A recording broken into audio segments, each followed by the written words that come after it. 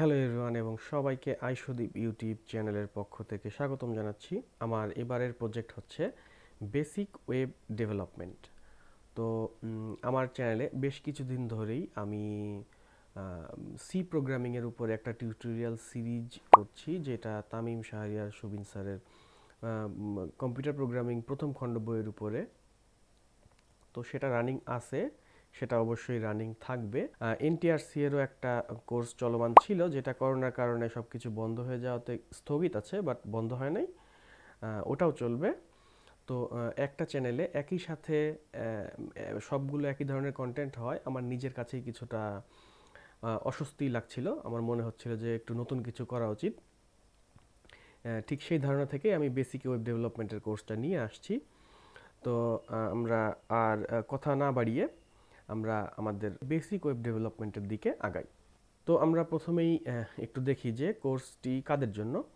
কোর্সটি একেবারেই নতুন ওয়েব ডেভেলপমেন্ট শিখতে চান এমন, অথবা যারা স্কুল কলেজে পড়েন এমন, অথবা আপনারা ওয়েব নিয়ে বিগত সময়ে কাজ করেছেন কিন্তু আর কন্টিনিউ করেননি, তাদের জন্য কোর্সটা ভালো হবে। এবং ভবিষ্যতে যদি আপনি একজন ওয়েব ডেভেলপার হতে চান, সেক্ষেত্রেও আপনার বেসিক জ্ঞানটা যেহেতু লাগবে, আমি চেষ্টা করবো একদম বেসিক থেকে শুরু করে যত দূর অ্যাডভান্স পর্যন্ত যাওয়া যায় তত দূর পর্যন্ত আপনাদের সহায়তা করা। আমার এই কোর্সের উদ্দেশ্য হলো যে একদম শূন্য থেকে শুরু করা। অতএব যদি এমন হয় যে আজকে আপনার কম্পিউটার চালানো সম্পর্কে বা ওয়েব ডেভেলপমেন্ট সম্পর্কে আপনার জ্ঞান একেবারেই কম বা একেবারেই নেই, সেখান থেকেই আপনি একদম, যেটাকে বলে স্টার্ট ফ্রম দ্য স্ক্র্যাচ, আপনি একদম শূন্য থেকে শুরু করবেন। এবং এই কোর্সের মূল উদ্দেশ্যর মধ্যে আরও আছে যে একটা ওয়েবসাইট শুধুমাত্র কম্পিউটারের জন্যই না। একটা ওয়েবসাইট কিন্তু এখন সবাই মোবাইলের ভিজিটর কিন্তু কম্পিউটার থেকেও অনেক বেশি, অর্ধেকের বেশি ভিজিটর কিন্তু মোবাইল থেকে। এরপরে আছে কম্পিউটার, আইপ্যাড বা এই ধরনের ডিভাইসগুলা। তো তাদের একই কোড দিয়ে একটা ওয়েবসাইট সব ডিভাইসে শো করার যেই ওয়ে, সেটার নাম হচ্ছে রেসপন্সিভ। সো সেই রেসপন্সিভের ইয়াটাও আমি দেখাবো।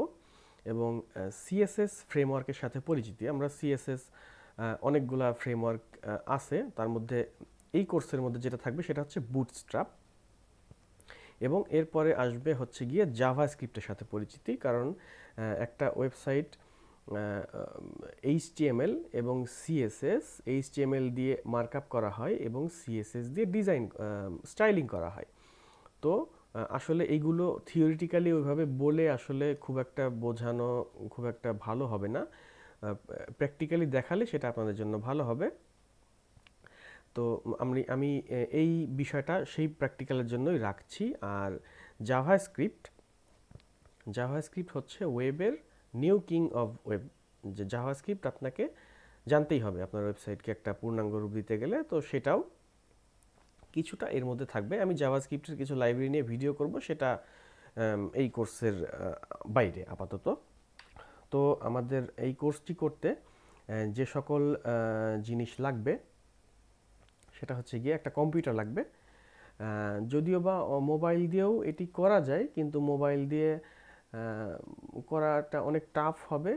সেক্ষেত্রে যাদের কম্পিউটার নেই তারা মোবাইল দিয়ে চেষ্টা করতেই পারেন, সমস্যা নেই। তবে আমি কম্পিউটার দিয়ে যেহেতু করব, সেহেতু কম্পিউটার হলে ভালো হয়। আপনার লাগবে যে কম্পিউটার চালানোর সাধারণ জ্ঞান। সাধারণ জ্ঞান বলতে বোঝাচ্ছি যে আপনি কম্পিউটার চালু করতে পারেন, কম্পিউটার বন্ধ করতে পারেন, মাউসটা নাড়ালে যে কম্পিউটারের কার্সরটা নড়ে এটা আপনি বোঝেন, এবং কিতে প্রেস করলে যে কোনো একটা লেখা ওঠে, এতটুকু জ্ঞান আপনার আছে, তাহলে আপনি এই কোর্সটি করতে পারবেন। এবং এই কোর্সের সহায়ক হিসেবে আপনার লাগবে হচ্ছে গিয়ে একটা টেক্সট এডিটর। টেক্সট এডিটর অনেকগুলোই আছে, তো আমি এখানে কাজ করব সাবলাইম টেক্সট দিয়ে, সেটা একটু পরে আসছি।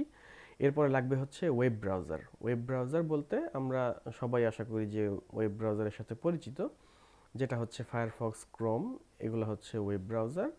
ফটোশপ, ফটোশপের ব্যবহার আসলে প্রাথমিক পর্যায়ে না হলেও চলবে, বাট আমি এটার ব্যবহার কিছুটা দেখাবো।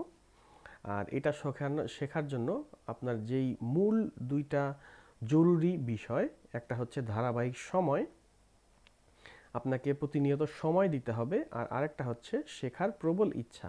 আপনার যদি ইচ্ছা না থাকে তাহলে এটা শেখানো সম্ভব না। তো আমি খুব তাড়াতাড়ি আমার রিকোয়ারমেন্টগুলো বলে ফেললাম। আশা করি যে আপনারা এতক্ষণ পর্যন্ত বুঝতে পেরেছেন। তো এবার আমরা একটু সময় পাস করব আমাদের প্রথম প্রোগ্রাম লেখার সময়। এটা খুবই জরুরি। তো আমরা আমাদের ডেস্কটপে চলে যাই। আমার ডেস্কটপটা বরাবরের মতো খুবই অগোছালো অবস্থায় আছে। আমি ডেস্কটপটা একটু পরিষ্কার করে নিই।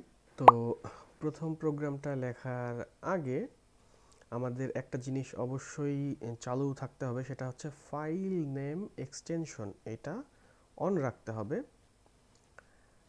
যদি আপনি না জেনে থাকেন যেটা কোথায় থাকে, এখানে মাই কম্পিউটারে গিয়ে ভিউতে দেখেন ফাইল নেম এক্সটেনশন, এটা টিক দিতে হবে। এটা না দিলে কি হবে আমি বোঝাই। এখন আমরা নতুন একটা ফাইল ক্রিয়েট করি, যে হ্যালো ওয়ার্ল্ড। ঠিক আছে, একটা টেক্সট ফাইল ক্রিয়েট করতে হবে HTML এর জন্য। তো আমি লিখলাম হ্যালো ওয়ার্ল্ড, প্রথম নিলাম। তো এক্সটেনশনের বিষয়টাতে আসি এখন। এখানে দেখেন আমি হ্যালো ওয়ার্ল্ড একটা টেক্সট ফাইল নিয়েছি, এর এক্সটেনশন আছে txt। এটা যদি উঠায় দেই তাহলে শুধুমাত্র হ্যালো ওয়ার্ল্ড থাকবে। তবে আমরা যেহেতু আমাদের এক্সটেনশন পরিবর্তন করতে হবে বা বিভিন্ন কাজ করতে হবে, সেজন্য এটা আমাদের অন রাখতে হবে। তো এই txt আমরা কেটে এখানে দিব হচ্ছে HTML। এখানে একটা ওয়ার্নিং দিলে ইয়েস দিতে হবে। ওকে, সো এখন এটা আমরা করব হচ্ছে ওপেন উইথ নোটপ্যাড দিব। আমরা প্রথমে নোটপ্যাড দিয়ে শুরু করি, টেক্সট এডিটর দিয়ে একটু পরে শুরু করব। তো HTML হচ্ছে গিয়ে মার্কআপ ল্যাঙ্গুয়েজ, যেটা বিভিন্ন ট্যাগ ব্যবহার করে কাজ হয়। ট্যাগগুলো, এটা হচ্ছে ট্যাগের শুরু এবং এটা হচ্ছে ট্যাগের শেষ। তো আমরা প্রথমে একটা ট্যাগ দিয়ে কাজ করি, সেটা হচ্ছে এখানে লিখব HTML এবং এখানে লিখব HTML। ঠিক আছে, যে ট্যাগ শুরু এবং ট্যাগ শেষ। তো এটা কিন্তু আমাদের একটা ওয়েবসাইট অলরেডি তৈরি হয়ে গেছে, আমি সেভ করছি। এটা যদি ব্রাউজারে ওপেন করি, এটা যদিও বা কিছু নাই, বাট এটা একটা ওয়েবসাইট। ওকে, সো আমার ফাইল এর চেহারাটা এমন দেখাচ্ছে কারণ আমার এই ফাইলটা ওপেন উইথ ফায়ারফক্স দেয়া আছে। আপনারা চাইলে এটা গুগল ক্রোম, সাফারি বা হোয়াট এভার ব্রাউজার আপনারা ব্যবহার করতে পারেন, কোনো সমস্যা নেই। তো এখানে আমরা লিখি হ্যালো ওয়ার্ল্ড লিখলাম, লিখে সেভ করলাম। সেভ করে এখানে দেখলে দেখা যাবে যে হ্যালো ওয়ার্ল্ড লেখা চলে আসছে। নোটপ্যাডে আসলে নোটপ্যাডে ফাইল নাম্বার নাই, নোটপ্যাডে লাইন নাম্বার থাকে না। বা আমি যদি এই একই ফাইল আমি একটা টেক্সট এডিটর ওপেন করি, ওপেন উইথ, আচ্ছা এখানে নাই, আমি সাবলাইম টেক্সটের সাথে ওপেন করব। তো দেখেন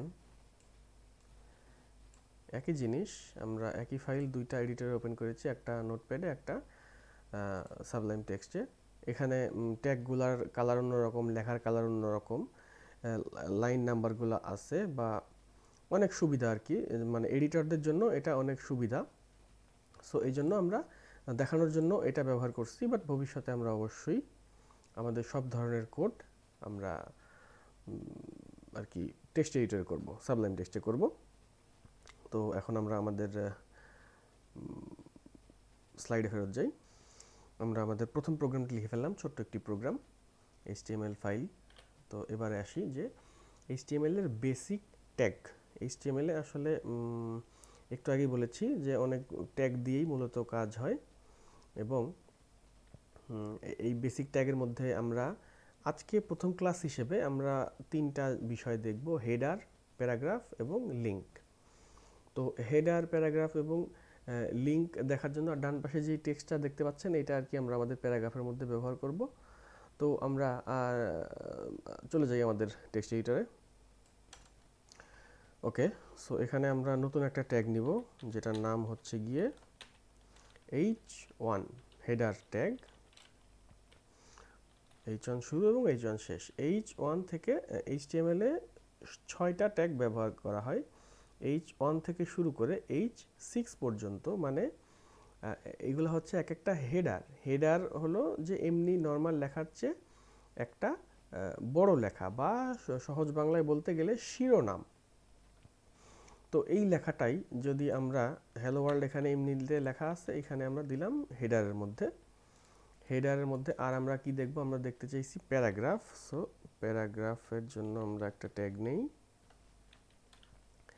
ট্যাগ নেওয়ার পরে এখানে দিলাম প্যারাগ্রাফ হচ্ছে পি দিয়ে প্যারাগ্রাফ বোঝায়। আমরা প্যারাগ্রাফের মধ্যে যেই টেক্সটটা ওইখানে ছিল সেটা আমরা এখন কপি করে নিয়ে আসি। সো এটা দিয়ে দিলাম আমাদের প্যারাগ্রাফে। সো এটা হচ্ছে একটা প্যারাগ্রাফ, এটা হচ্ছে কি একটা হেডার। আমাদের আরেকটা আইটেম বাকি আছে, সেটা হচ্ছে গিয়ে লিঙ্ক। সেটা আমরা দেখব, ততক্ষণে আমরা দেখে আসি যে ওয়েবসাইটের বর্তমান অবস্থা কি। তো এটা আমরা কাজ করছি। এটা দেখতে গেলে আমাদেরকে এখানে রিলোড দিতে হবে, এখানে চাপ দিয়েও রিলোড দিলে হবে, অথবা কন্ট্রোল আর চাপ দিলেও হবে। তো দেখেন দুইটা কিন্তু একই লেখা। এটা জাস্ট একটা ইউজুয়াল নর্মাল টেক্সট। আমি একটু বড় করে দিই।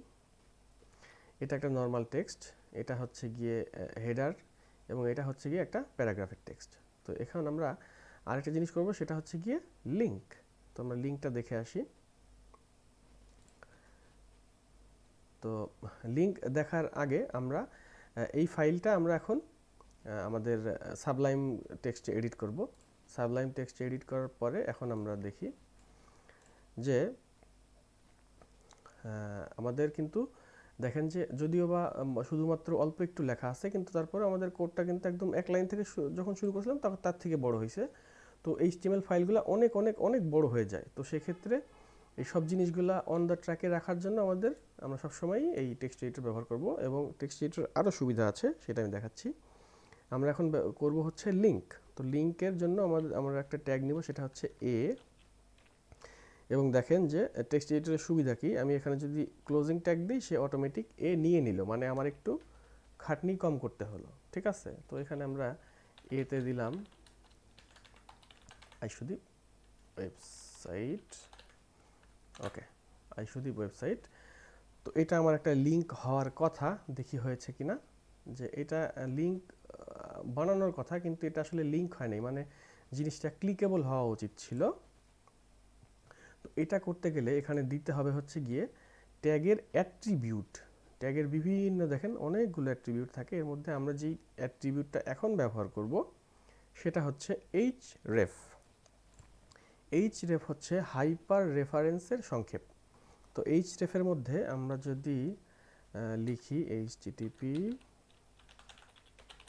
isudip.com, এটা লিখে আমরা সেভ করলাম, এবং এখানে গিয়ে আমরা রিলোড দিব। এই দেখেন এটা কিন্তু এখন একটা ক্লিকেবল লিঙ্ক হয়ে গেছে।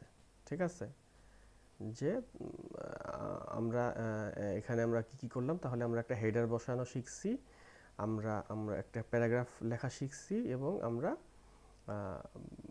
আর কি একটা লিঙ্ক তৈরি করা শিখছি। তো বুঝতে পারতেছেন তো যে এটা কিন্তু আসলে অনেক সহজ। হ্যাঁ, মানে HTML শেখা অনেক সহজ, এবং আমি খুবই অল্প সময়ের মধ্যে বেসিক HTML এই কোর্সটা একদম শেষ করে দিব। আপনারা জাস্ট এই ভিডিওগুলো দেখতে থাকেন এবং নিয়মিত প্র্যাকটিস করতে থাকেন। তো আমরা দেখি যে আজকে আমরা কি শিখলাম। আজকে আমরা শিখেছি হলো এই যে হেডার তৈরি করা শিখেছি, এবং আমরা লিঙ্ক তৈরি করা শিখেছি, প্যারাগ্রাফ লেখা শিখেছি। ঠিক আছে, এই জিনিসগুলো শিখলাম, এবং আগামী ক্লাসের আগে যেই কাজগুলো থাকবে সেটা হচ্ছে আমি শুধুমাত্র h1 ট্যাগ দিয়ে আর কি একটা উদাহরণ দেখিয়েছি। আপনাদের কাজ হবে একটা h2 এবং h3 ট্যাগ ব্যবহার করে একটা ওয়েবসাইট তৈরি করা, একটা প্যারাগ্রাফ লেখা, এবং হেডার 2 যেটা আছে এটা কিন্তু একটা ক্লিকেবল লিঙ্ক। এটা একটা ক্লিকেবল লিঙ্ক হিসেবে তৈরি করতে হবে।